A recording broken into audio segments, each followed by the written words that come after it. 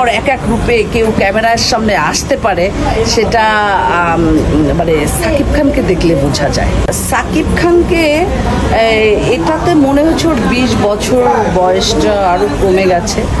ওকে এখন আমি কি বলবো, যে জিএনজি যে জেনারেশনটা, আমি জিএনজি জেনারেশনের সাথে শাকিব খানকে তুলনা করতে পারি।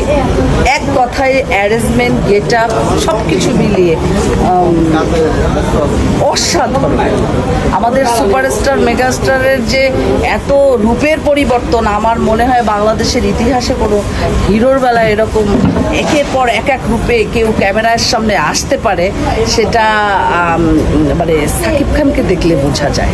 শাকিব খানের তখন গেট আপ লাগে নাই, তার যে ইনোসেন্ট যে ফেসের যে অভিব্যক্তিটা দিয়ে সে যে দর্শকপ্রিয়তা অর্জন করেছেন, সেখানেও আমি বলবো সেটা অন্য রূপের একজন শাকিব খান।